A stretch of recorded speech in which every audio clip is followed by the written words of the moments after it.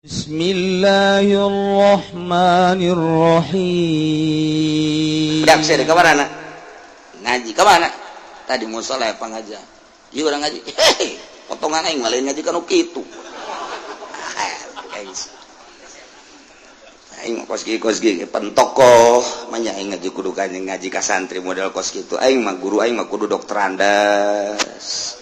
Profesor aing mah bangsa kiai-kiai ortodoks gitu teh hayang ngadengeuna.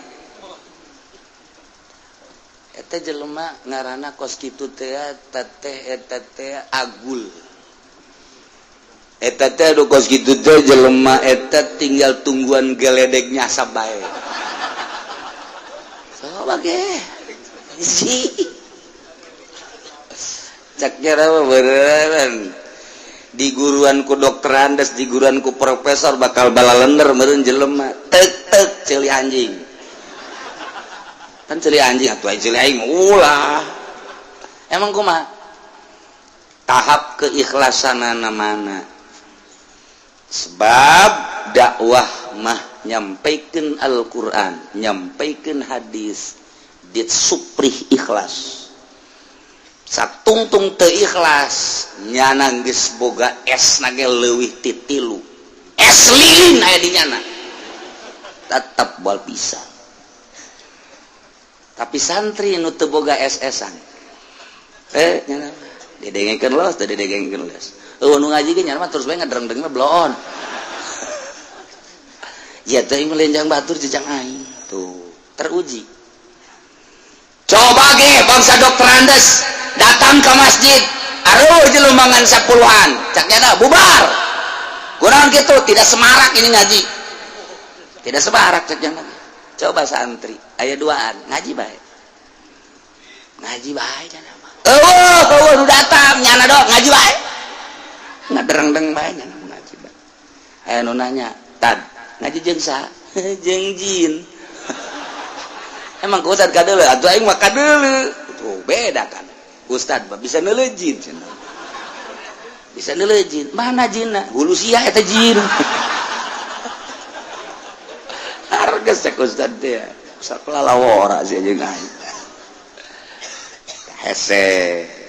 Teu bisa diukur ku dokter ades, teu bisa diukur ku profesor, teu bisa ikhlas. Sok katipikeun supaya kadenge secara nasional aya nu nuturkeun moal ikhlas. Wah kos kitu mah cenah tuh lain dokter andes jeung lain profesor bae kiai ge teu ikhlas bener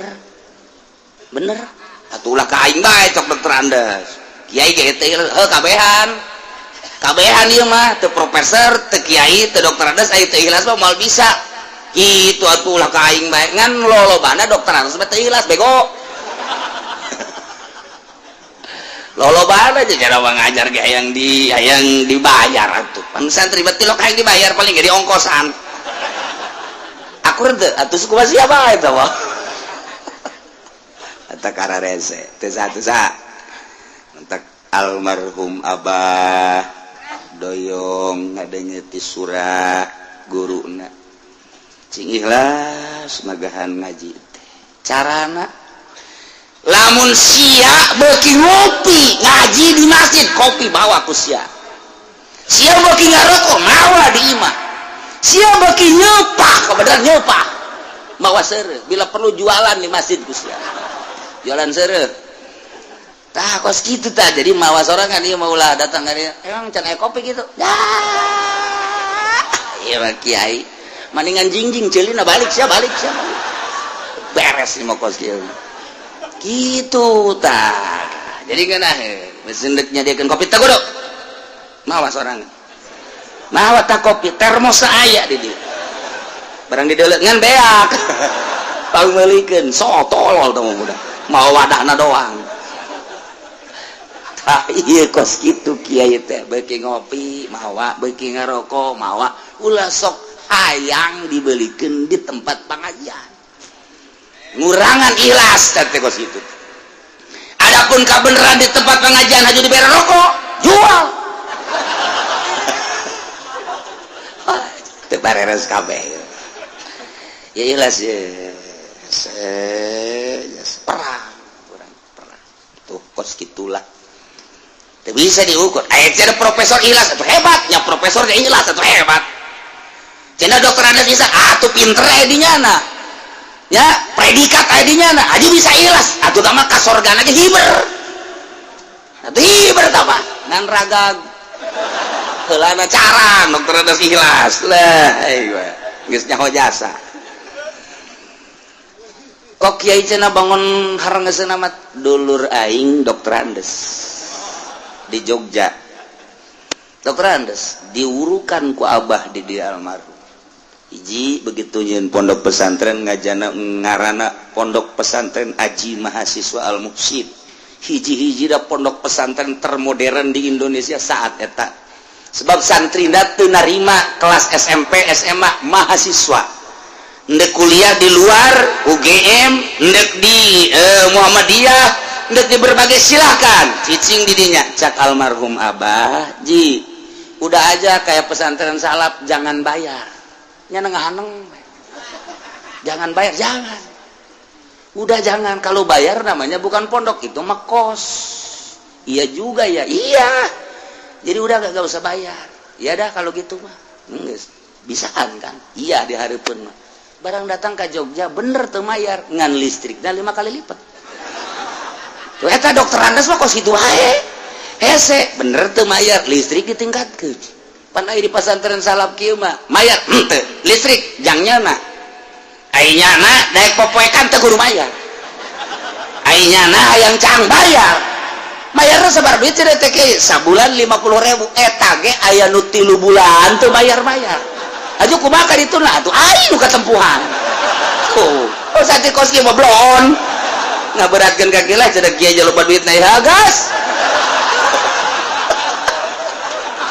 itu balaya sabodoh asal siapa retah bae los guys itu santri hebat jasakan geus teu nyahoeuna naon santri mah hareudang mana nu aya kipas wah di majelis cenah aya kipas waktu jam 11 beuting kipas war hei eta kadeuleuleuh ku sia kipas duit eta bayar henteu naon teh ja tenang bae cenah mah oh ngapake gas urang datang teh subuh boh asih bojona keur ngipasan nyana cek urang teh aing ge teu sia-sia ku senang-senang teuing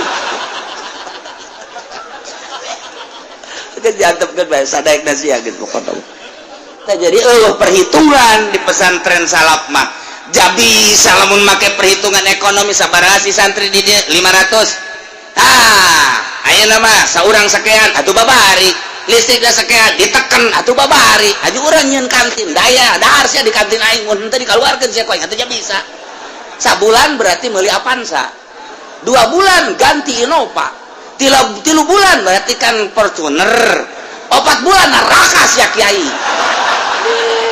itu kalau perhitungan kos itu dek ngaji kita dek dagang babari ngitung ekonomi mah tapi lain eta daripada di dunia kabeli Avanza Innova Fortuner kabelah dituna Lexus menang tidinya rugi amat sih mendingan sodakoh di akhirat kakarak ganjaran aya dokter Andes nu kos gitu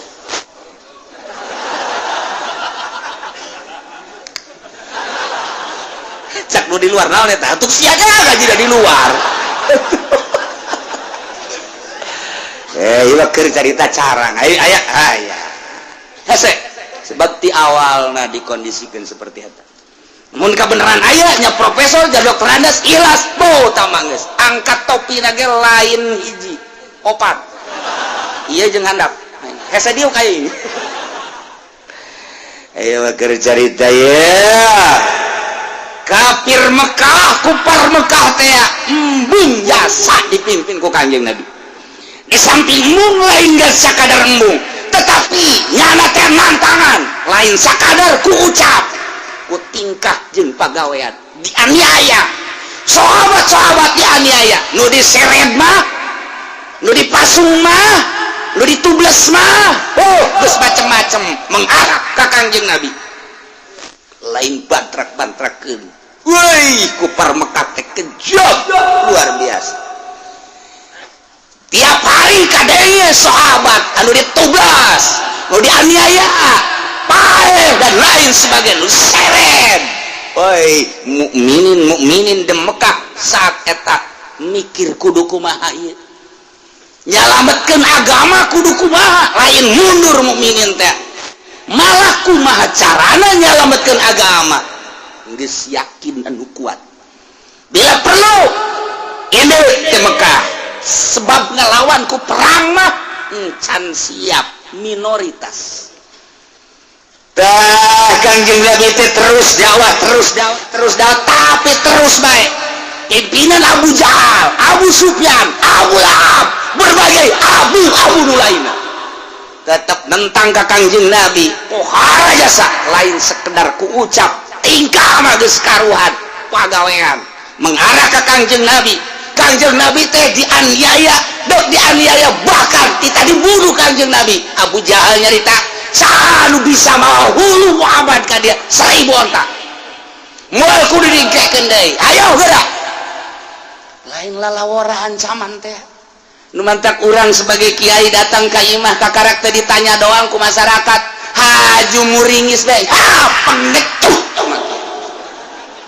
ka karakter ditanya encan nanaon aduh cenah aing teh ditanya ya dagang toge we sia ulah jadi kiai main dagang toge ka ditu sia aya nu nawar atuh teu dibeli ge tuh kabelah dieuna geus narananya aya anu sinis haju dilawan ya tuh ulah aya nu nyiduhan antapkeun nyeun perkumpulan muludan endahan teu didukung kaje muludan sorangan nu ngadukungnya nak mudu sorangan maka sampai ke assalamu alayka zainal anbiya ya assalamu alayka masyarakat jeung saya teh sorangan ja assalamu alayka asqal asqiya ya assalamu alayka assalamu alayka asfal asfiya ya assalamu alayka cak masyarakat weh mapa kasih meureun tah mah kumaha aing we mirobis samai assalamualaikum jaya dua aja sorana sorana tewanin kiai teh kos kitu tah tah deuleu Kangjeng Nabi baheula perjuanganna Masya Allah tah nu mantap Kangjeng Nabi terus dakwah wahai kufar Mekah wahai kaum Mekah saha nu iman ka Allah iman ka kaula sebagai Rasul Allah indah agama tina agama jahil ka agama anu lurus syaratal mustaqim Islam inna dina indallah Islam bakal diberes surga caritakeun keistimewaan jeung keindahan surga saha jelema anu teu nurut henteu iman ka Allah di akhirat bakal dibere kanyerian neraka sifatan ku Kangjeng Nabi neraka tetap baik lah Muhammad macam-macam segala surga lah segala neraka lah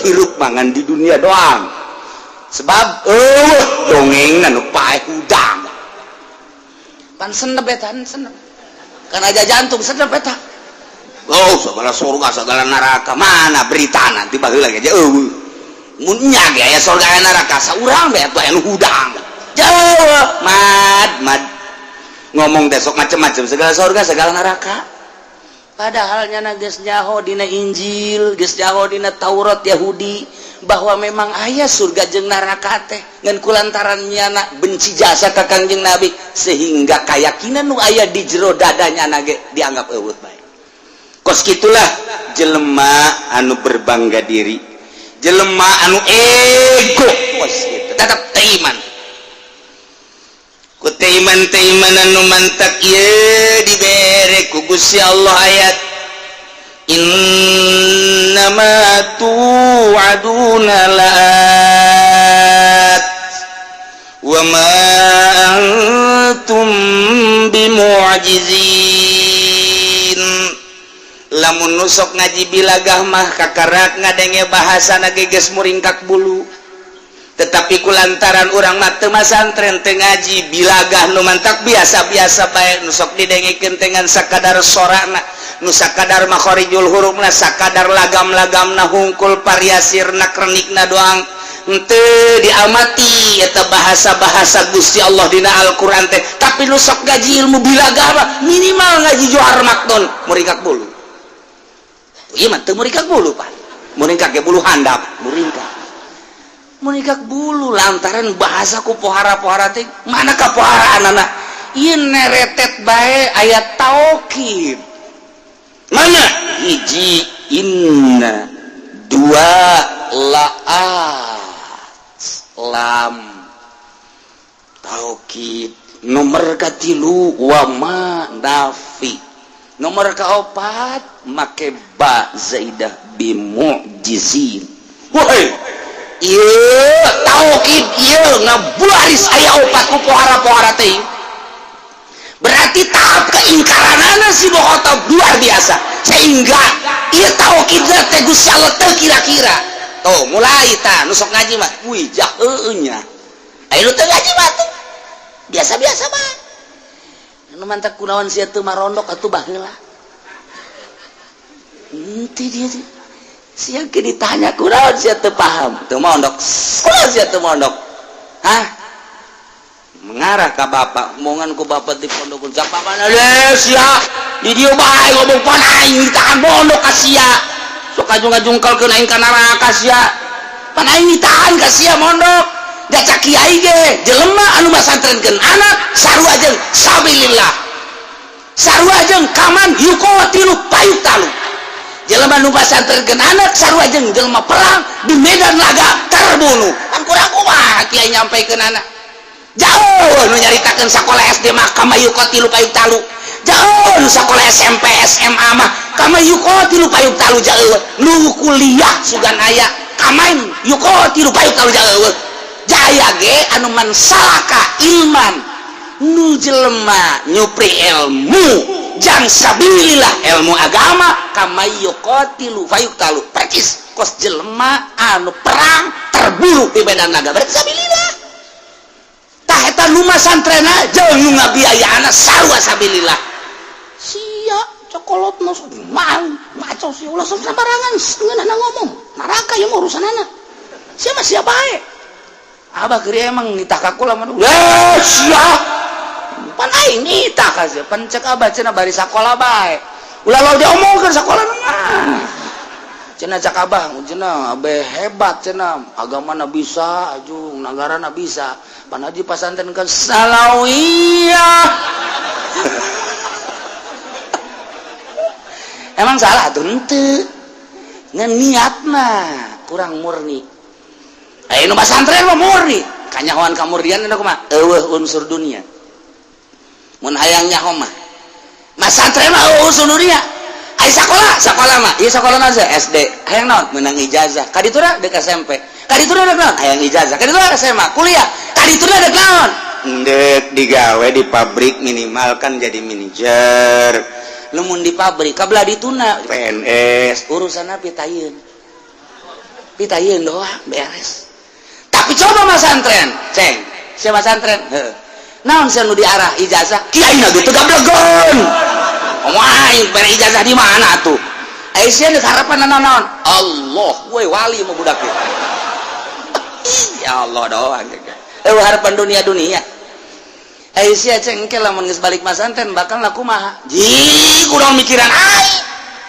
lain kitu ja aing mah bangun rumek neuleus sia ngabiayaan henteu naon henteu ngapusingan ka aing sia bae urusan itu santri mah pinter pun ngomong lain panu sakola mah atuh kaditunakan digawe atawa kabelah dituna aya acuan segala dagang sausa kan geus boga modal lokos kitu mah kecil ayeuna kula mah eueuh urusan dunia mah nu di dulu akhirat janu dagang paeh janu sakola paeh nu digawe paeh kula ge bakal paeh tak kula mah teu boga pikiran urusan di dunia pikiran teh urusan dan geus paeh tuh nu mondok makos kitu geus balik sia ka ditu osok mikiran aing gitu kan santri mah berarti kan urusanana akhirat tinggal dilempengkeun doang aya sih seutik-seutik mah nu kurang lempeng aya ngan geus dimimitian foto putus jeung dunia. Waduh kitu mah cenah kiai mengarah kana putus sekolah hayu kos kitu mungkin negara ku lain putus sekolah tahap keikhlasan. Aisyah bisa mah nya sakola jangan bangun negara ikhlas atuh baik-baik. Ieu mah keur carita ikhlas lah geus diikhlaskeun lempengkeun. Mantap nya mah kawin ge tilok hese-hese. Santri mah tilok hese-hese tilok pulah pilih pokona asal sugih beunghar geus beres. Bae geus sakitu. Salah tante saya ngomong. Haye keur carita ye. Keur carita ilmu santri ieu mah moal aya di ilmu sakola mah neretet bae taukid. Geus berarti mukhatabna sangat inkar. Keinkaranana mukhatab munkir parah jasa sebab aya opat taukid.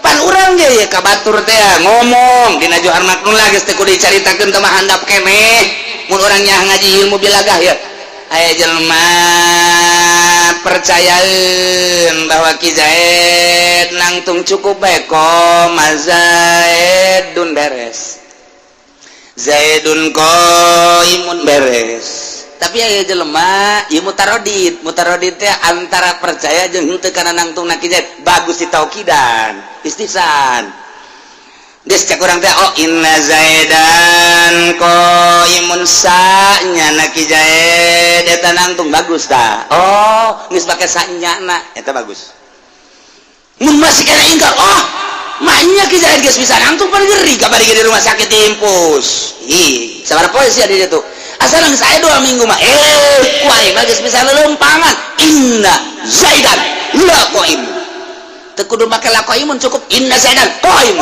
sanya lagi langsung wajib tadi taukidana sebab mukhatabna munkir wah can percaya aing mah tambahan deui inna Zaidan la qaimun can percaya keneh bae tambah deui iya Zaidan la qaim wah poharaja sapan teman kos dicintaan geus sarua Sarwiti aku cinta padamu eta bahasa ikhbar Sarwiti na ngomong ah masa sih tendengan taukid sesungguhnya aku cinta padamu make sesungguhnya wah yang bener sih kos itu aya kene nya teh semunang tangan berarti ingkar kan Sarwiti dengarkan baik-baik pencerongkan matamu waduh maka pencerongkan segala sesungguhnya aku ini benar-benar maka benar-benar cinta padamu di hatiku ada bibirmu bu poharaja sapaneta eta ngaranna mukhatab munkir tuh ieu ge sarua lantaran kaum Quraisy teh inkar tau keingkaranna poharaja sa woi taukidna pohara moal sambarangan Al-Quran mah lamun mukhatabna henteu munkir moal kudu ditaukidan tapi ieu mah kulantaran Abu Jahal jeung sederet adalah pohara jasa inkarna lain sakadar inkar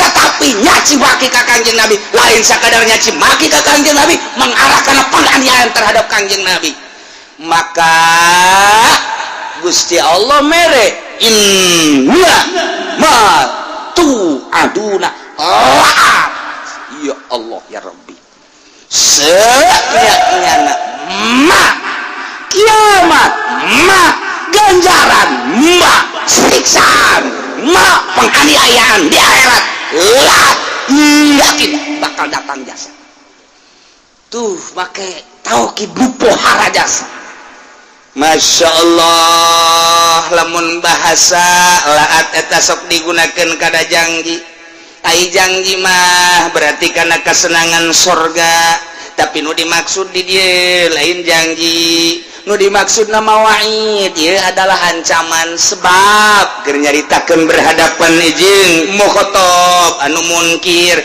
tapi make bahasana make bahasa wa'du digeclekeun tina bahasa wa'du jang pi wa'idin ieu geus pohara jasa rahasia iyalah Al-Quran hese Al-Quran mah diterjemahkan sepintas malamun teu dibongkar mah hese bae nyaritakeunana mata komo bab hukum mah aduh patali jeung hukum mah teu bisa make sepintas eta mangan sakadar sepintas supaya naon kitu ngaranna ngahartikeun lapad bae tetapi nu sebenarnya mah petelan-petelan kalimat per kalimat sangat sulit modal ieu geus kahartikeun lagi sanyanya masih kiamat lah bakal datang yakin bakal datang teu mang-mang deui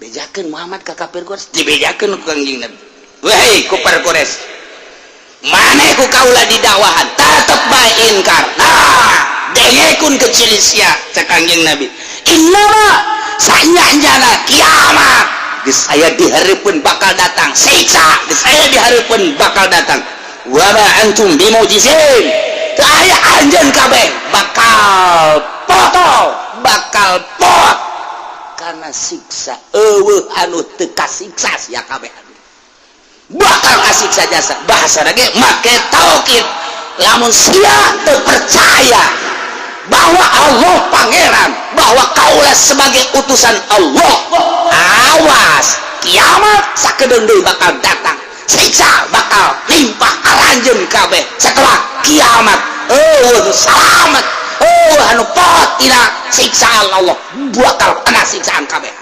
siksaun siapa cak Allah teh kitu cak Kanjeng Nabi masyaallah naman taqul ya qaumi amalu ala makanatikum inni amil kul bejakeun ku anjeun Muhammad lahum kepada kufar Mekah ya kaum hei kaum kaulah para kafirin lamun geus tengah daya jeung tengah jeding ceuli aranjeun kabeh gas ayeuna mah malu so magawe maneh sakadaek maneh kamu ala makanatikum sakawasa anjeun sok silakan eta geus bahasa teh sungkunan kos kitu teh aya geus tengah denge jeung tengah jeding mah sok sakadaek maneh pagawean teh pagawe ku anjeun teh sakawasa maneh ini ambil kaula ge dek digawe sakumaha misina kaula ente kaula maneh dina aya kakafiran jeung ngahina ka kaula ngamusuhan ka kaula ge tetep bae dek tegar teguh iman ka Gusti Allah bari sabar kami mah masing-masing kesurangan nasehatan ka anak sekali dibere nasihat tetap baik tenarima dua kali tenarima 3 kali tenarima ngomong mah sia aing geus teu denge ka omongan aing mah sampolo sia geus ayo cakayang sia kadang ku jadi sia anak-anak kos gitu eta teh lain heuh bah lain kudu kitu ditampilin bisa eta ngomong nyungkun sia ku aing geus dinasehatan sekali masih kene 2 kali masih kene 3 kali sia bisa maja utama gas kuari mah sampolo sia sakadek sia gas los kumaha sia bae eta kos kitu teh nyungkun lain heuh bae geus kos kitu mah tuh kula-kula abah-abah lain kitu eta teh sing hada aya ancaman berarti ayo geus sakadek sia awas di akhirat awe di tahir awas ya koy hah balik awas ya golok geus diasa bae jangan naon dah mencet kebo itu kos kitu lalagan ngaran geus teu disarangkaan golok ayo sia di lawan deui ayo geura balik sia geura balik awas ya koy bebedak lawan geus disiapkeun bah hampura bener hampura tah lamun hampura kakara itu ancaman ngaranna awas ya sekali geus 2 kali geus 3 kali sia ayo teruskan terus urang ka budake kos kitu sia main panggal bae eureun sakali ku aing teu eureun 2 kali teu eureun sia mah tengah jadi terusan ayo geura main panggal ayo teruskan terus lompat kage budake lompat weh cenah abah kos kitu amat sih lompat budake titah terus badah mah terus eta terusna bahasana kos kitu sih henteu kieu aya teruskeun coba ge abah neuleukeun atunya da terus atuh bae lain ayo geura terus ayo coba terus kos kitu amat abah eta ieu sarua jadi berarti ieu teh ya ngaranna amr ieu malu tapi amrna lain maksud tolab berarti kuari amalna teh li tahdid mubalaghah tahdid berarti kan ieu ngagisrek tina aslina majaz pohara Al-Qur'an jungkun terus cek Kangjeng Nabi terus ayo terus sok sakadaek jeung sakawasana ayo terus anjeun kaula terus ieu ancaman berarti sareng imalu masyitum urang mesti cara sakumaha siksa anu diturunkeun ka kaum Kangjeng Nabi Lut alaihi naudzubillah min geus dibahas hukumna Imam Syafi'i geus kabahas hukum liwat, Imam Maliki geus kabahas, Imam Hambali geus kabahas, Imam Ahmad bin Hambal, Imam Hanafi geus kabahas, seluruh para mujtahid geus kabahas. Liwat leuwih dahsyat tibatan zina. Namata nya nama kuduna ge dibeum. Ayo zina makan lamun guer muson, sakadar dihad. Anu muson ranjam, tapi anu liwat belum kuari malah dilindungi di PBB malah dikawinkeun lalaki jeung lalaki teh lantaran make aturan HAM hak asasi manusia hormatilah hak asasi manusia kama qala Raden Haji Oma Irama. Nah iya di Indonesia engke bakal kumaha engke lamun urang milih DPR anu sambarangan bisa terjadi nuturkeun Perancis, nuturkeun Jerman, nuturkeun Inggris. Sarua hayang boga gitu hak asasina yang dikeluarkan, dilegalkeun. Lamun di Indonesia sampai dilegalkeun, detik kamanakeun beungeut kieu di DPR kasih.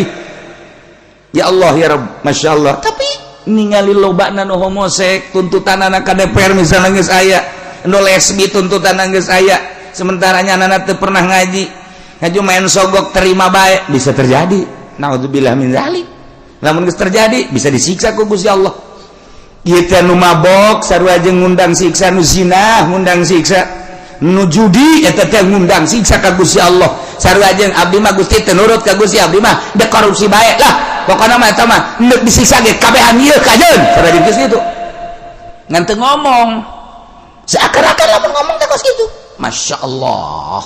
Nah, ya kaum Kangjeng Nabi Lut seperti kos gitu. Kangjeng Nabi Lut terus-terusan dakwah. Dulur, ke Kangjeng Nabi Lut atuh kira-kira. Ja awewe loba bikang loba woi. Cek Kangjeng Lut.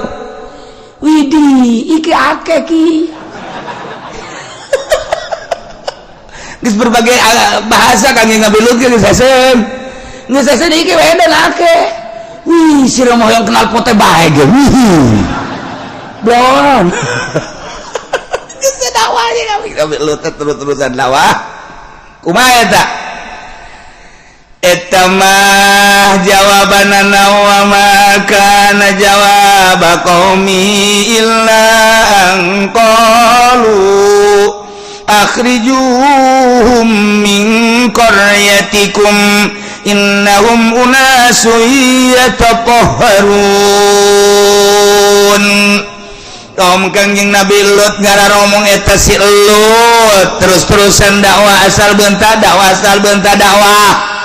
ngahalangan kana kanikmatan jeung kangeunahan urang kumaha urang batu hirup batu kudu diatur-atur ku nyana cenah make aturan pangeran anu gaib leuh cek nyana teh riweuh make aturan kos kitu mah geus bae daripada urang nurut ka nyana maningan ge usir Lut jeung pengikut-pengikutna ti nagara urang akhrijum usir tengenaheun urang sekagok aya nyana masyaallah karim ilum Lut jeung pengikutna unasu yatatahharun sok suci jangan mah kajian kuku mage coba pengikut Lut coba bere nu kasep nongeng aya ta nu ngahaja-haja nongeng di tuna naon aing mah teu aya ye sok sia itu lain sok mah haram teh kos kitu mah isinin sorangan dipake deui calanana ditaekeun deui.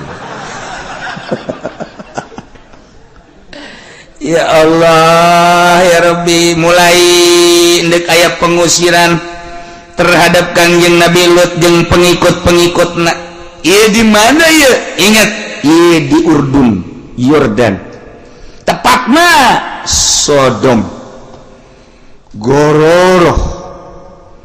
Ta eta tah nu kamari simkuring ka ditu babarengan ka laut mati. laut mati teh disebut Bahrul Maut, urang mah laut mati eta teh danau Lut terkenal. Nu kuari Sodom teh terkenal di luar negeri mah ngaranna Sidim. Mun dina kitab tafsir ngaranna Sadum atau Sadum. Urang mun ngadenge urayan Sodom. Lamun urang maca tafsir Sadum atau Sadum. Lamun urang kuari ti para arkeolog ngadenge eta teh nagarana daerah Sidim. Tuh. Urang lamun ti Yordan terus ke arah Israel ka ditu, belok kanan kadinya ni dia aya laut mati. Kula jeung rombongan datang kadinya alhamdulillah. Kukula geus dibejaan bahwa ieu adalah tempat siksa, daerah siksa kaum Kangjeng Nabi Lut. Hati-hatinya. Terus betarurun kabeh ka laut mati. Wabeh ngararojay hayang membuktikan bener henteu ngambang bener kula ge deuk hayang tadina nu mantak hayang loba urang barat mara kesempak wah indah ye ceuk kula ye mantep ye lah ye kiih heula kula kiih kadinya tadi luhur sanggeus kiih keluar kapanggil jeung sosok manusia hiji jelema ngana datang nyekel bae ka kula haza baladu Urdun cek nyana aja dicekel sorban kula kunyana dicekel aja saya ye cara ceknya ye cara negara-negara make sorban negara Urdun jadi kula mah cicing bae nyana anu terus bae mang metakeun ieu negara Urdun terus kudu dipakekeun teh ieu terus henteu teu neulekan kula mah nyana bae anu makekeun terus negara Urdun jadi di ijazahan ceknya nangis beres Pak Efes suka ceknya na beres iya lah iya sorban pakaian negara Urdun di ijazahan pula di pas WC keluar ceknya na ulah kaditu ulah turun ke laut iya urut siksa Kangjeng Nabi Lut umat Kangjeng Nabi Lut kan ngomongna bahasa Arab kula pajar ngobrol naon bae ku Haji Pedi jangan nama penting ngerti bahasa ya tengartinya nama tuh jadi ukurna pajar ngobrol naon bae jeung nya padahal mah eta teh nganasehatan mun cara urang mah Pak Kiai jangan ke laut sana jangan mandi ini bekas siksa Kangjeng umat Kangjeng Nabi Lut cukuplah di sini saja atau ke belah sana geus dibere ijazahna kieu geus pulang lulus ka belah ditu barang ngalieu eueuh teh jelema eta mantak cek kula coba nu kolot-kolot mah ulah ka ditu ulah ka laut coba nu ngarora ge ulah lamun bisa mah ngun geus teu katahan ber Haji pendek geus buka calana. Deuk naonan sia mah kolot.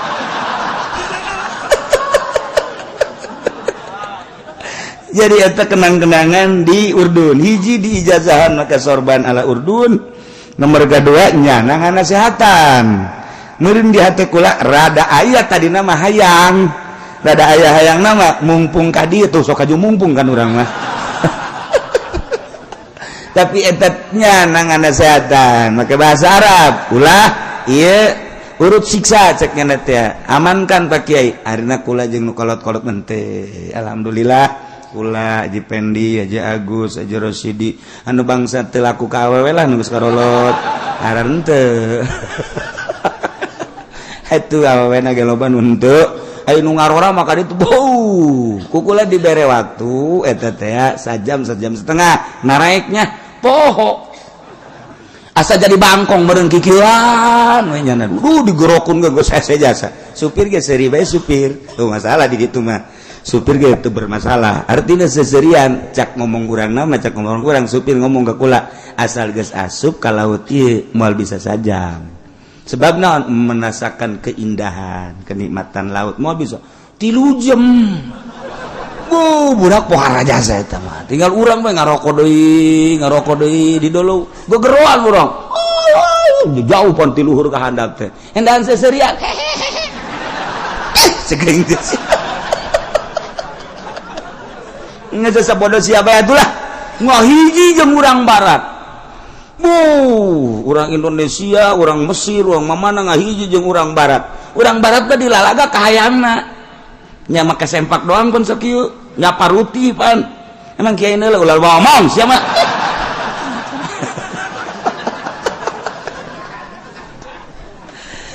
tapi kula muji syukur ka Gusti Allah eta teat keluar ti WC kemudian keluar setik ayalah jelema eta setengah baya kemudian nyana ngaijazahan make sorban ala urdun nganasehatan ka kaula ulah kaditu urut siksa ngeus kula can kaburu nganasehatan harita di mobil mah di handap ngan sabakadan nyaritakeun bahwa ieu urut siksa teu ngaulahkeun nah akhirnya tuh kadari itu jeung diulahkeun ge asal moal bisa eta moal bisa sebab indah jasa.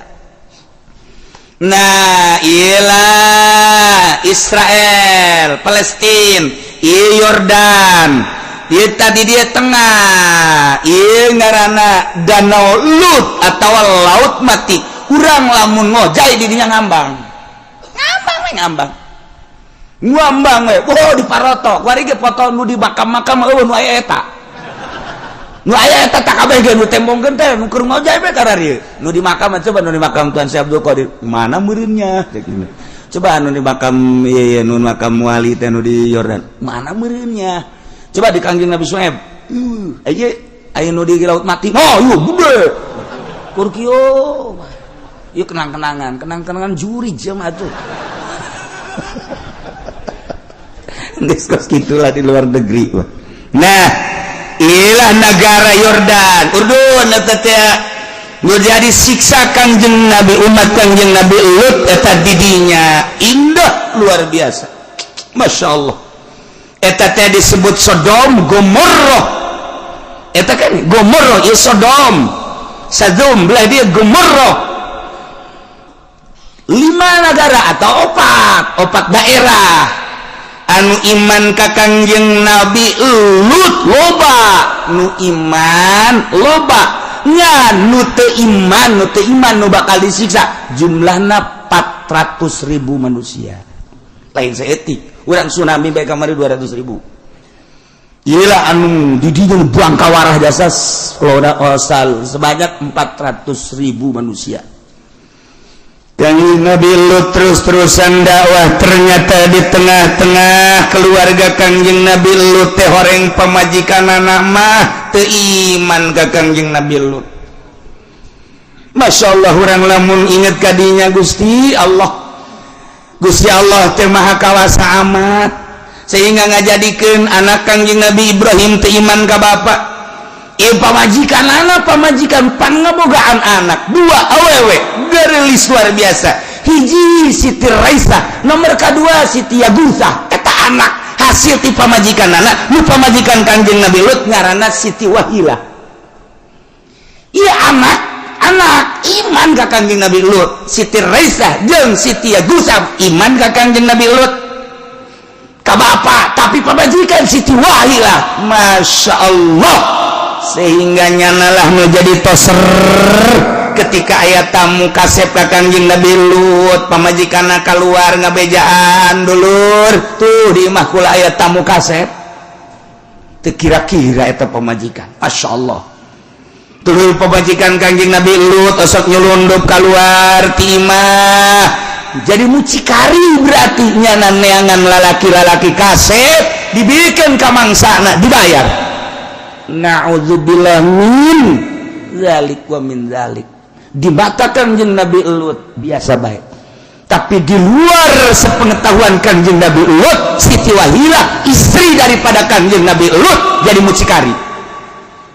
Allah karim di bejaan Kangjeng Nabi Lut teh ku Gusti Allah bawa anak mah iman ka Kangjeng Lut tapi pamajikan mah nu ku anjeun pernah dikekepan ngahasilkeun 2 anak teu iman ka anjeun Lut.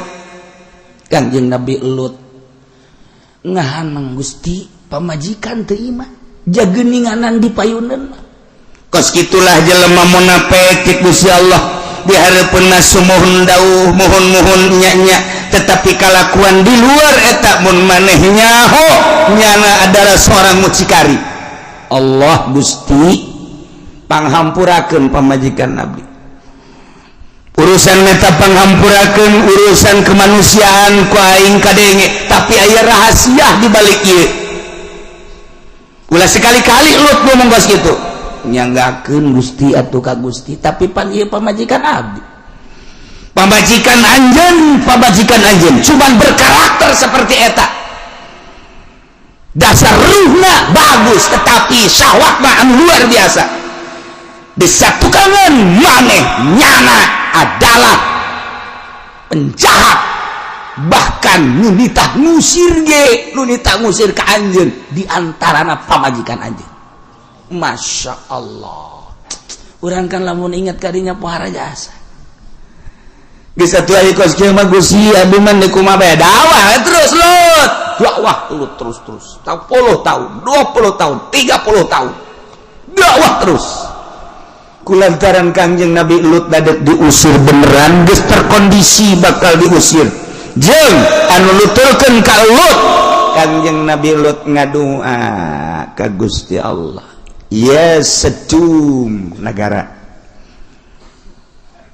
ayul yaum lak Allah bahasa sakitu doa Kangjeng Nabi Lut poe mana nu bakal dikenakeun ku pemilikna ka anjeun wahai Sedum terserah Gusti Allah kaula geus teu kuat lantaran lain masalah dakwahna pengusiran ti negeri anjeun ya Sedum ayul yaumi lakallah Sedum tutup langsung Kangjeng Nabi Lut dakwah wahai umat kaula nu iman ka kaula tinggal tunggu keputusan ti Gusti Allah urang lamun titah kaluar ti negeri ya segera siap wabeh anu iman ka Kangjeng Nabi Lut siap-siap 1 hari setelah doa jol Kangjeng Nabi jol kitu Kangjeng malaikat Jibril alaihissalam jeung malaikat Mikail memehna ka Kangjeng Nabi Ibrahim heula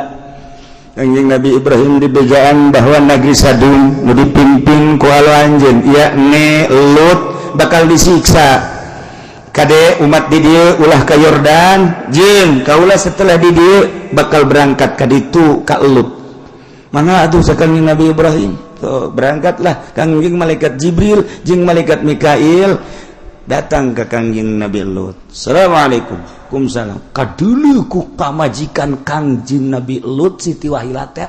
Beuh, ieu mah tamu kasep. Oh, haraja saya mah kasep. Urang Yordan teh karasep tapi ieu mah kasep jasa. Urang Yordan mah karasep, irung mancung, mata bureulek, bibir bareureum, semampai. Pokoknya orang neuleuh awewe di Yordan, neuleuh lalaki di Yordan, kuarasep. Oh, lu jore. Barang urang neuleuh ke pasar Kemis, Masya Allah. Nah, ieu mah kasep biasa. Gegeraan bae eta Siti Wahilah, begitu aya tamu ka imah karasep ngana keluar ngabejaan saudara-saudara sekalian cek yana aduh ieu mah bayaran lagi kudu mahal aya naon di imah aya tamu kasep biasa lain lalaga di mah kasep lagi teu anta paradoy langsung darata Lut mana tamu kasep malaikat Jibril aya kana di dinya cek Kangjeng Nabi Lut aduh emangnya Jibril lagi didumling ada panik, oke Kangjeng Nabi Lut ada panik, toh, mengkejadian Jibril di dumling gumbay, maksudnya panik bahkan kos gitu, sarua jeung tadi teh aya pocong, panik kan, Lut mana tamu, kaget Kangjeng Nabi Lut, cek malaikat Jibril, tenang, ana Jibril, wahada Mikail, tenang, Lut, ulah gemper. Ieu mangan sakadar deuk ngabejaan bahwa anjeun jeung umat anjeun segera ba'da subuh ieu lumpat ka Yerusalem. Kabeh bejakeun. Ayo rek dikumahakeun nagara ieu rek disiksa. Kula nu langsung kita nyiksa anak ku Gusti Allah. Segera langsung ya tuh sapamitan pes aya. Didobrak lawang begitu malaikat Jibril geus kalaluar didobrak lawang. Mana lu kasep? Coba batu teangan. Cina tadi di dia lu kasep. Ji, atuh nu kasep mantu area bae coba teangan. Teangan disak-sak. Terus ke dapur ka mana ka jero mana ieu nu kasep jauh.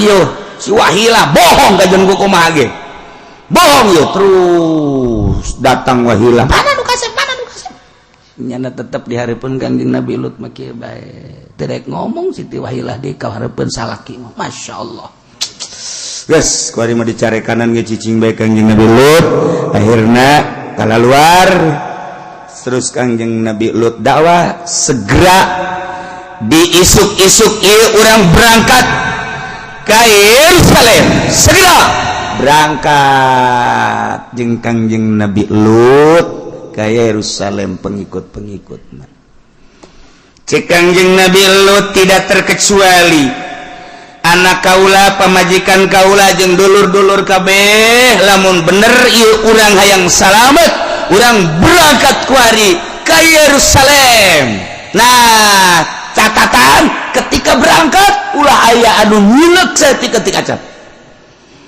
cek Gusti Allah teu beunang aya nu nyilek kena siksa moal kebal ieu siksa wabeh berangkat Kangjeng Nabi Lut dihareup kemudian anak kemudian pamajikan Siti Wahilah ge milu ju kabeh umat-umat marilu dan Siti Wahilah dikersakeun ku Gusti Allah nyilek Masya Allah nyana aya nyilek kitu tah begitu nyilek batu langsung aya seunian batuna golepak bae geus di dieu encan kaluar ti negeri Yordan masih keneh di negeri Yordan eta teh geus nyilek Siti Wahilah mah langsung kena becap padahal nu saja encan geus teu meunangeun berarti kaluar ti Yordan langsung golepak lantaran teu meunang nyilek Kangjeng Nabi Lut teu nyilek anakna teu nyilek kabeh umat teu nyilek nu bakal salamet mah neuleuh eta mah sabodo teh ngagolepak sugan kumaha kumaha henteu sebab nyalametkeun diri kabeh ieu mah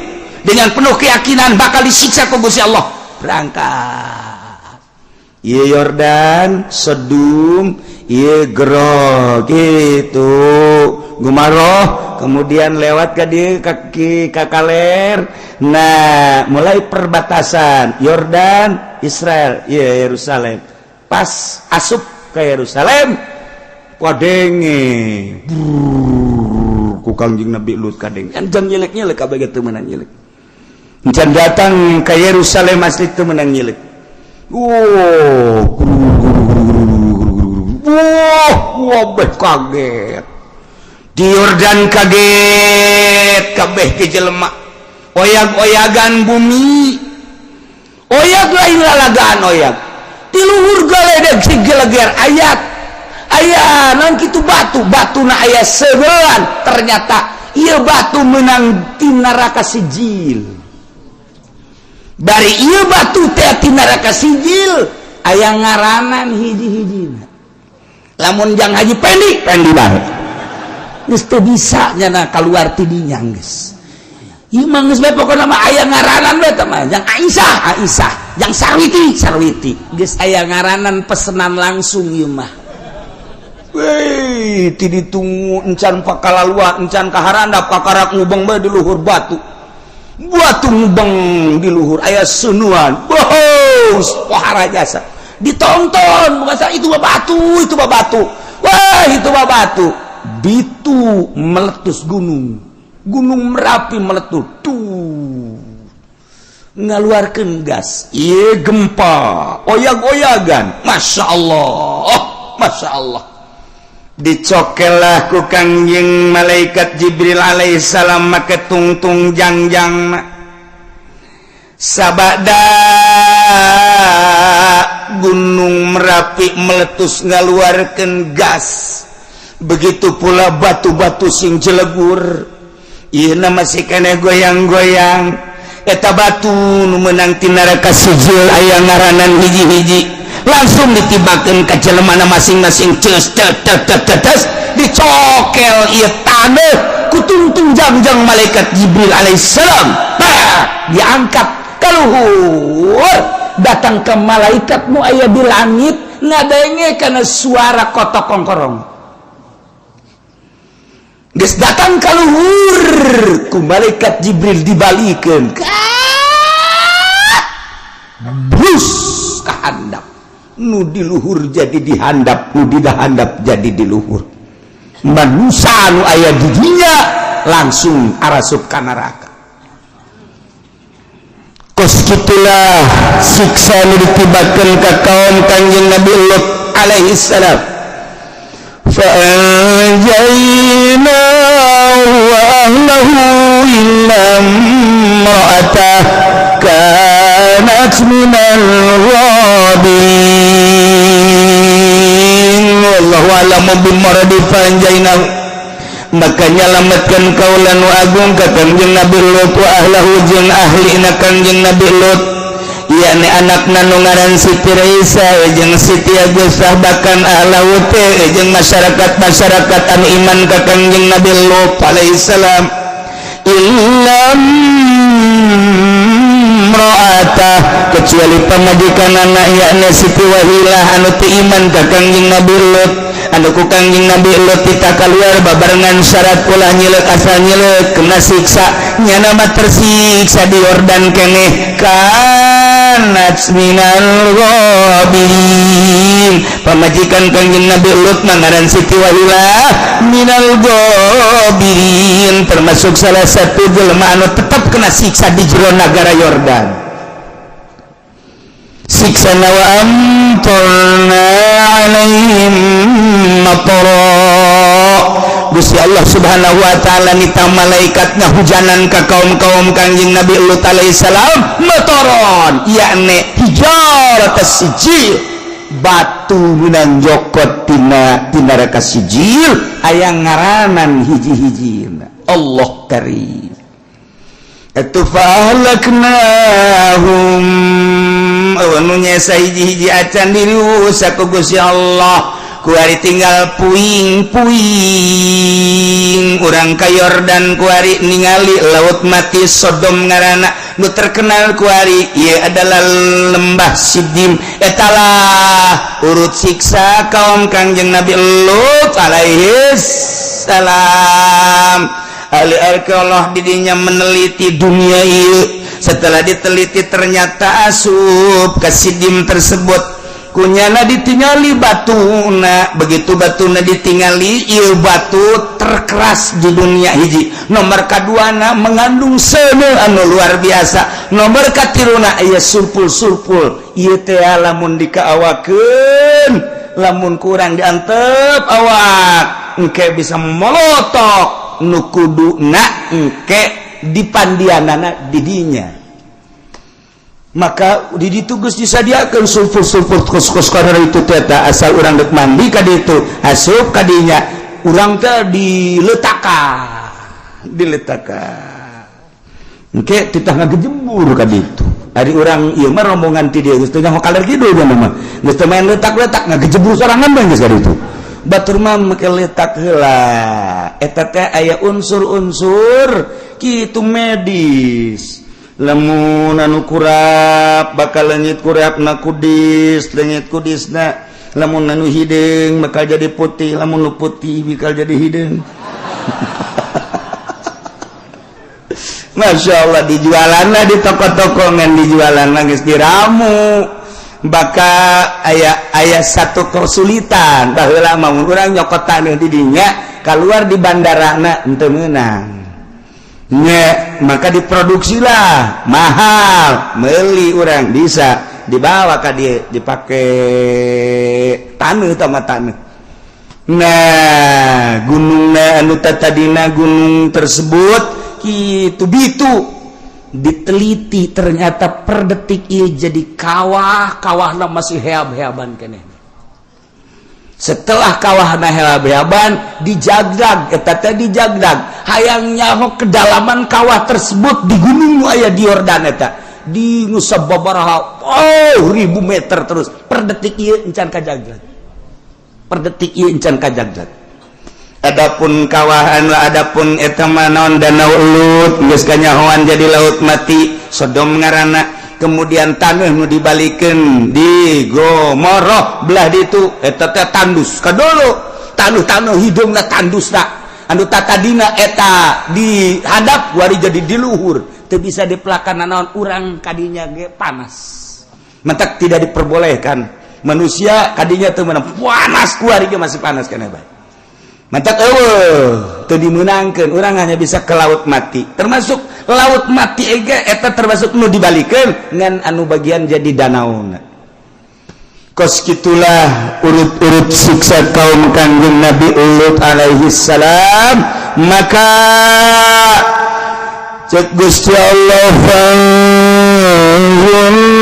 kaifa kana akibatul mujrimin dele pikirku aranjeun kabeh kaifa kana kumaha geula kabuktianana akibatul mujrimin tungtungna jelema anu berdosa ka Gusti Allah lain di Yordan bae andai kata di Indonesia lamun terus-terusan teu ibadah ka Gusti Allah teu iman ka Gusti Allah mabok dikembangbiakeun zina dikembangbiakeun kemudian judi dikembangbiakeun maling korupsi dikembangbiakeun ieu penuntut kemudian penuntut kemungkinan urang disiksa cara kaum Kangjeng Nabi Lut alaihi salam cuman urang ada naudzubillah min zalik ngalindung urang sadaya ka Gusti Allah tina siksa nu model kos kitu paling urang mangan sadakeun nyadarkeun diri urang ulah datang ka ngundang siksa bejaan para pejabat ulah terlena teuing korupsina bejaan tetangga urang ulah terlena teuing mabok jeung zinana bejaan kawau urang ulah terlena teuing kana judi jeung malingna sebab ieu adalah undangan ngundang siksa lamun geus kos kadaritu sing hade nu mantake urang untung mun boga imah deket masjid sangat untung sebab kadang-kadang siksa di lingkungan masjid mah disalametkeun bae asal masjidna ulah masjid di Golkar tetep masjid di Golkar mah bocor atuh cenah gitu kontak sing hade yen kantor mah geun bae make duit ti pamarentah yen berbagai kegiatan mah baik-baik masjid mah amankeun jeung panyalindungan masyaallah urang lamun ningali kejadian-kejadian tiba heula datang ka kuali anu negara dirusak eta mah tempat ibadah aya bae hiji nu diamankeun Aceh eta masjid sok kitu poharana kena tsunami aman jeung di berbagai negara-negara anu disiksa ku Gusti Allah tempat ibadahna diamankeun ku Gusti Allah Itali hampir sarua jeung kaum Kangjeng Nabi Lut ketika disiksa ku Gusti Allah digempakeun aya satu bangunan masjid leutik aman ilah kemodelan anak supaya orang ningali fanzur kaifa kana akibatul mujrimin tuh anu saudara rosa mah acak-acakan datang ka kuari umat Kangjeng Nabi Lut teh disiksa terus baik dilangsung ka neraka sijil masyaallah karim mentek kurang makruh ka urut-urut siksa kos kitu tendek ningali bae jang sakadar nganyatakeun ayat tetapi haju menikmati mangojai dirinya makruh hukumna ketika orang datang ke petempatan urut siksa neuleuh bae cuman urang ulah haju didinya menikmati mah sebab eta urut siksa sanunya hongket timbul siksa deui kos kitulah umat Kangjeng Nabi Lut alaihi anak Kangjeng Nabi Lut salamet dua Siti Raisah jeung Siti Agusah istri Kangjeng Nabi Lut Siti Wahilah cilaka lantaran teu iman kemudian Kangjeng Nabi Lut di Yerusalem setelah selesai Allah sapoe eta nyiksa geus beres sapoe eta Kangjeng Nabi Lut ngadatangan Kangjeng Nabi Ibrahim kebenaran Kangjeng Nabi Ibrahim di Yerusalem didinya di Palestina ngobrol Kangjeng Nabi Lut jeung Kangjeng Nabi Ibrahim di Palestina setelah ngobrol 10 hari kemudian instruksi ti Gusti Allah Kangjeng Nabi Lut supaya kembali deui ka Yordania maka Kangjeng Nabi Lut pamitan Kangjeng Nabi Ibrahim di Palestina pamitan Kangjeng Nabi Lut ka Yordan deui beserta putrina dua jeung masyarakatna begitu datang ka Yordan maksudna naon ulah batur bae nu titah neuleuh anjeun dulur anjeun tetangga anjeun kerabat anjeun nu geus disiksa tanjur deuleuh ku anjeun sarua jeung hae Lut jeung umat-umat anjeun Lut deuleuh heula memeh batur neuleuh kaifa kana akibatul mujrimin tuh deuleuh akibat-akibat nak jelema-jelema anu dosa anu tenurut ka Gusti Allah begitu neuleuh kaget kabeh lantaran hiji ieu kuari geus jadi danau Sodom nu tadina kota teh laut mati teh kota Sodom belah itu gemaroh di dolo nu tadina kota dibalikeun taneuh nu handap jadi di luhur jadi di handap belah itu gunung ditingali eta mah gas jadi eta mah siksa kanon Kanjeng Nabi Lut mah dahsyat biasa kadahsyatanana naon ti luhur seuneu di handap gas seuneu dibalikeun seuneu kabeh masyaallah tak urang bisa-bisa dakwahna ngagungkeun ngaluhurkeun agama Allah nu bener jasa bisa-bisa ngalaksanakeunana lantaran hama-hama na virus-virus nu luar biasa teu katahan teh kamari geus dijelaskeun nomor kahiji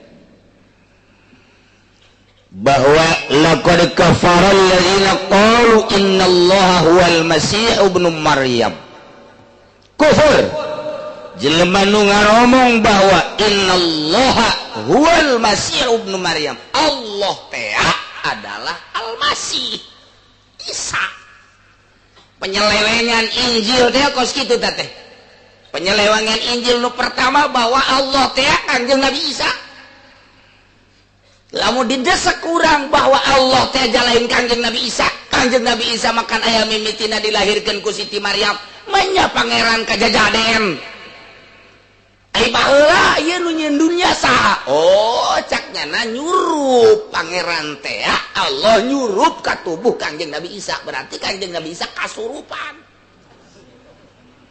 belum tak Kristen ta ya hiji tak penyelewengan Injil penyelewengan Bible Injil teh kos kitu teh penyelewengan kedua laqad kafara alladziina qalu innallaha salisu salasa wallahu alam bimuradi cek orang-orang Kristen yakin nyata make lakon ceknya ulah ragu-ragu deui wahai kaum Kristen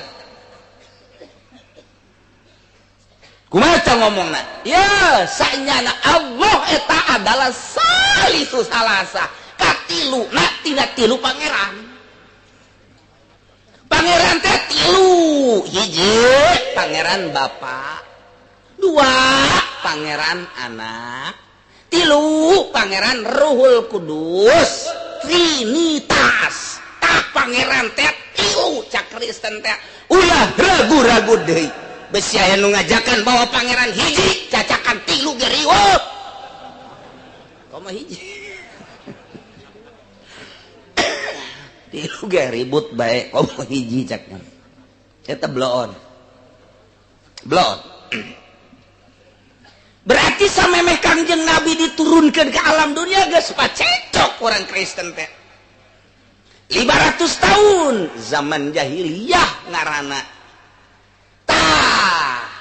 iya memang Kanjeng Nabi lahir ke alam dunia justru umat Kristen teh cekcok besar-besaran tiap gereja tiap negara Yerusalem jeung Roma Itali cekcok jeung kitu mana deui antara Yerusalem jeung Spanyol Eropa cekcok deui jeung Amerika cekcok besar-besaran cekcok lain letik-letik cekcok di zaman Kanjeng Nabi can lahir maka manehanana ngayakeun kumpulan musyawarah dewan gereja sedunia disebut konsili ta eta konsili teh pertama didirikan pada tahun 325 Masehi can lahir Kanjeng Nabi 325 Masehi nah iya diayakeun sidang gereja dewan gereja untuk mengadakan doktrin tentang agama Kristen diayakeun di mana eta teh diayakeunana adalah di Itali pertama pertama eta teh disebut konsili Nicea tahun 325 Masehi. Seorang uskup anu ngaranna Arius di Alexander. Asli namanya teh Alexander Mesir, tapi nya jadi uskup dunia. Tidinya nyana ngajelaskeun kejelasan tentang menjelaskan tentang Bible nu asli, tentang Injil nu asli, Barnabas nu asli. Cak nyana teh saudara-saudara sedunia bahwa Tuhan itu satu, adalah Allah yang menciptakan langit dan bumi. Jangan ribut kalian semua di dunia ini, sebab aslinya dalam Injil Tuhan itu satu, Allah Isa, bukan Tuhan. Tahnya nama bener tah hiji tah. Sidang dewan gereja sedunia manehanana memimpin membenarkan tentang Tuhan satu, Isa bukan Tuhan, Maryam bukan Tuhan. Itu nang gitu ngaranna Jibril, Ruhul Kudus bukan Tuhan, itu adalah pembawa wahyu. Eta teh bubar ribut deui. Wah, unggal negara. Luar biasa lain ribut leutik-leutik eta teh. Manehanana eta lahir tahun 256 sampai 336 Masehi. Didirikan konsili tersebut 325 Masehi. Sakedeung teh di tahun eta keneh ngayakeun sidang besar-besaran deui, ialah disebut Konstantin. Lantaran harita anu ingin menguasai dunia, Raja Konstantin. Nah, tidinya lah badehanana ngayakeun konsili kedua Konstantinopel. Mata terkenal etalah anu ngajelaskeun Tuhan tiga. Bahwa yang kemarin Arius menjelaskan Tuhan satu yang bernama Allah itu tidak bisa dipercaya. Tetap Tuhan itu satu Tuhan Bapa, dua Tuhan Anak, tiga Tuhan Ruhul Kudus, tiga. Main sogok-sogokan. Dewan-dewan gereja disogok, tek kos di zaman Golkar kamari. Dewan-dewan teh disogok kamari ke zaman Soeharto, kuari mah lain disogok deh, diajul.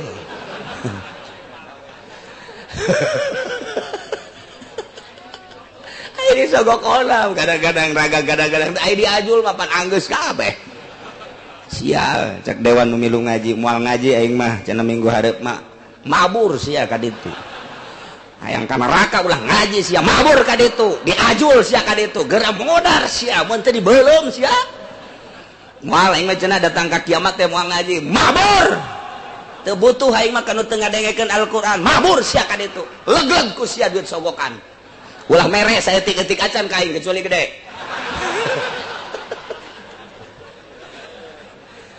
Teu hayang aing geus kitu mabur. Moal khusus salat aing dibere duit kuno kos kitu mah. Aduh, Masya Allah. Asana minggu hareup aya dewan nu moal ngaji. Kuari ge ngaji nang teu di jero ieu di handapeun tanggal Ambon. Seserian nya teh. Bahasa Indonesia.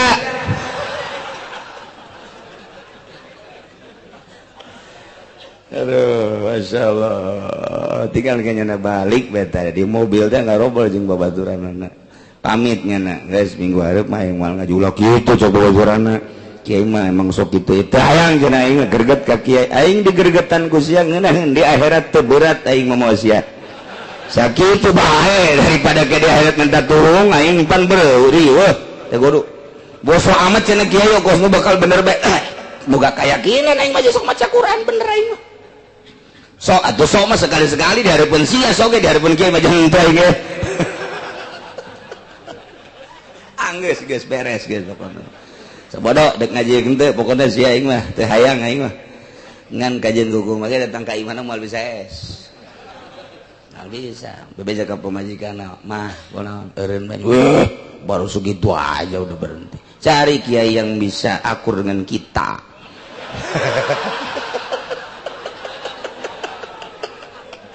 Ayo geus ya teangan kiaina, bangsana deui bangsa kiai Golkar kabeh.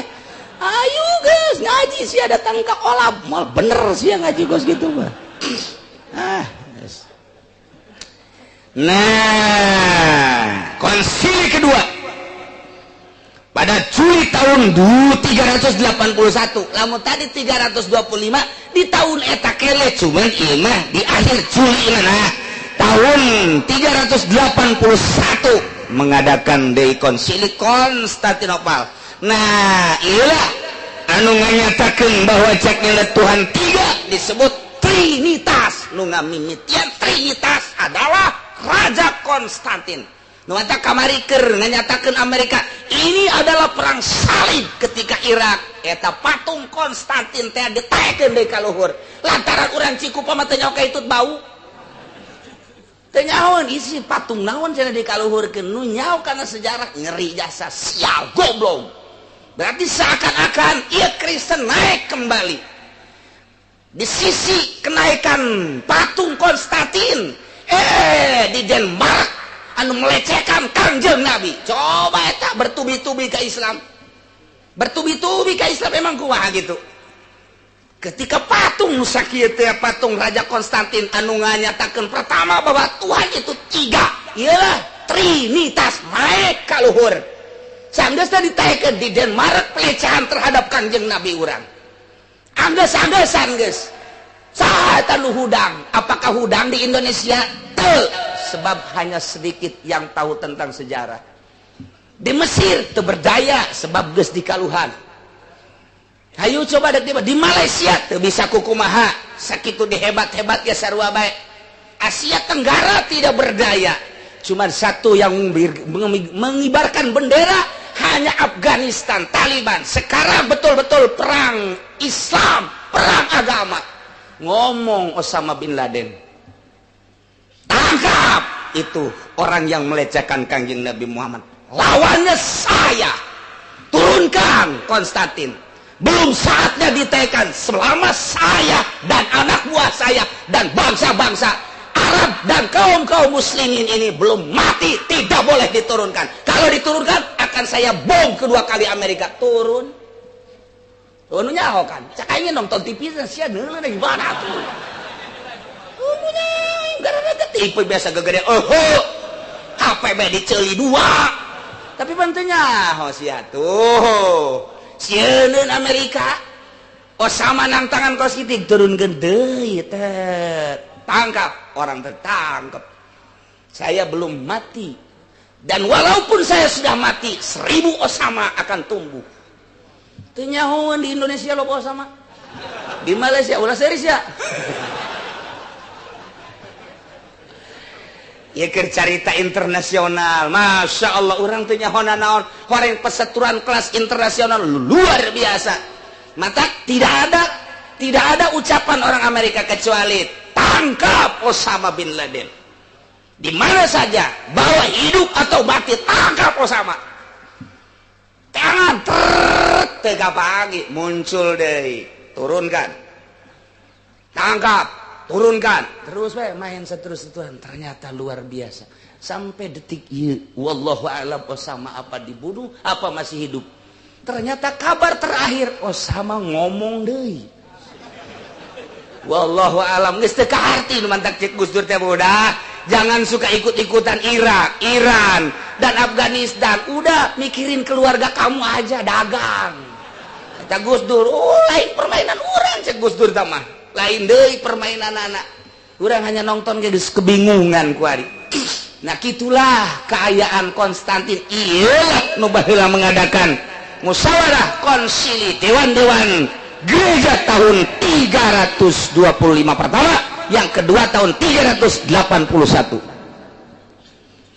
di ngaranan konsili Konstantin tah nu menyatakan ieu nu kuari diayakeun dina Al-Qur'an ketika Kangjeng Nabi ngajelaskan tentang Isa Al-Masih. Nah kupur jelema nu ngomong kos kitu henteu ditujukeun ka Konstantina tapi ka seluruh umat Kristen di mana saja berada secara internasional. Allah nurunkeun wahyu melalui malaikat Jibril dibacakeun ku Kangjeng Nabi urang Kangjeng Nabi Muhammad sallallahu alaihi wasallam. Kuari kurang dibahas ala kadar pembahasan anak ieu.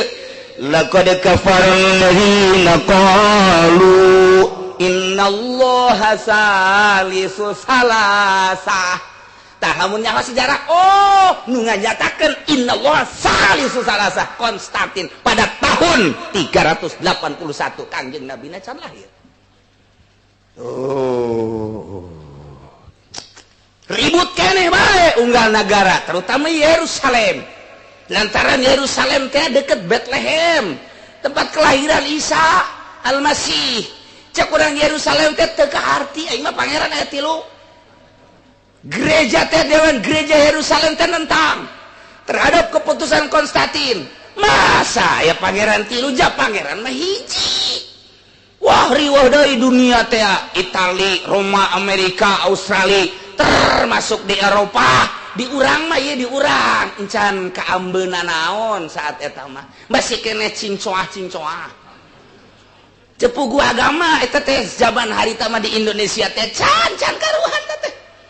Encan karuhan bahasa aya ge hiji ti Cina ka dieu tah ti Encek, Hindu, kelenteng-kelenteng laleutik mah. Eta teh zaman sakitu can aya naon di Indonesia mancan kukumaha. Encan kacarita. Nah, mengadakan deui konsili dewan gereja anu katilu ngayalah konsili Itzulia di Italia deui bae September tahun 381 untuk merubah tentang keberadaan Trinitas tadi. Tapi tetap lantaran main sogok teh kuat, maka diadakan deui konsili itu Pairul di Italia kene tahun 756 Masehi.